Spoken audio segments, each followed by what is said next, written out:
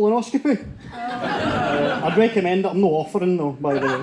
But, I'm 28, turned 28 this year, and I've only had the second biggest health scare in my life, which I think's no bad. Quite a good track record, do you know what I mean? The first time was when I nearly lost a testicle, but that was ages ago. I jumped out of bed nice and early one morning, and the right one was good to go. Willie, or on formal occasions William, he was set for the day, he was good to go. The left one though, no having it. Just roll back over in bed, have fun with this big man. So I head up to the hospital to get it checked out, as you would do. And do you know, the worst part of that whole ordeal wasn't the thought of losing a testicle, because you can get by with one of them, you know. I was having my mum come into the examination room and bend down and have a wee look.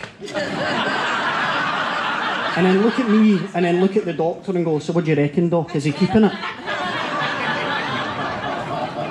But for this one, I had a bit of a sore tummy, you know, so I thought I'd go and get it checked out.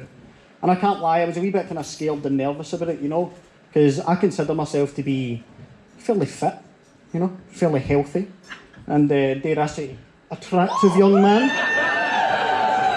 Well, kind of attractive. Like if there's a film, I'm not the main guy, but I'd be like the main guy's pal. Like, the pal that there's something about, but he's just no quite Batman. You know what I mean? So I'm the Robin in this, I'll take it. So I get a letter through the door after speaking to my GP, and he's asking me to go along for a rectal exam. So this is the very first stage of the process. This is the bouncer to the arse party, if you like. So I go along for the appointment, and I was feeling quite good about it, you know, because I'd done a wee bit of prep work before, you know, tidied up a wee bit, you know? Went in for a shower, washed my hair, you could hear the ground force tune playing outside the bathroom. I'm in there dodging Charlie Dimmock's nipples like I'm in boxing training. But the appointment was no bother. It's like 10-15 minutes, and it's all the standard stuff, you know, like your height and your weight, your symptoms, and cheeky finger. Now, I'm an export-only kind of guy, right, to put this straight. So I left feeling a wee bit naughty, you know. Sorry, Nana.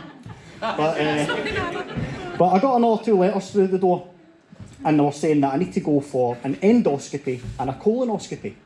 Now, if anyone's had the pleasure of doing this, or if anyone's not, I'll tell you about it. So an endoscopy is where they put the camera in your mouth, into your stomach, and have a wee look about, make sure everything's all right. And a colonoscopy is where they put the camera up your bum, in your intestines, and have a wee look about.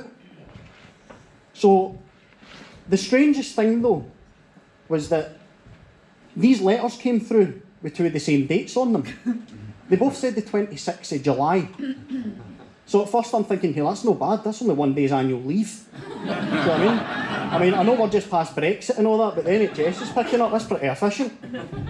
So I take the letters through to my mum, and I say to her, this doesn't look right, can you read that? She takes the letters off me, and she reads them, and she just bursts into hysterics laughing. And then she says this. Oh, you getting a wee spit roast, son?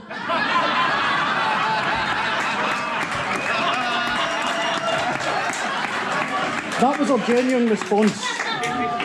Zero concern at all for me or my poor little bumhole in this time. So I go along to the colonoscopy appointment, and the doctor says to me, so would you like a numbing gel? You know, it'll just take the feeling away for there. Or do you want a sedation? So I was like, I'm taking a sedation. That's free drugs on the taxpayer, do you know what I mean? I'll happily get wavy on the NHS. But halfway through this colonoscopy, the wee gas tube had fell out my nose that's meant to be keeping me asleep. And I woke up halfway through. So the doctor's freaking out, he's behind me like, what the fuck is going on? The nurse is panicking. And I managed to catch the wee telly that they're using. Amazing picture quality, by the way. We should put the Scotland games on this, it was phenomenal. But it was bizarre at the same time. It was like watching the start of like Doctor Who and walking through a butcher's. You know what I mean?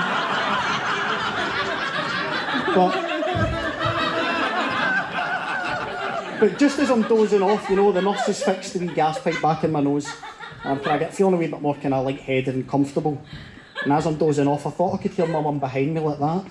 So what do you reckon, Doc? Is he keeping it? I want to thank everyone for coming out. It's all for a fantastic cause. Thank you so much.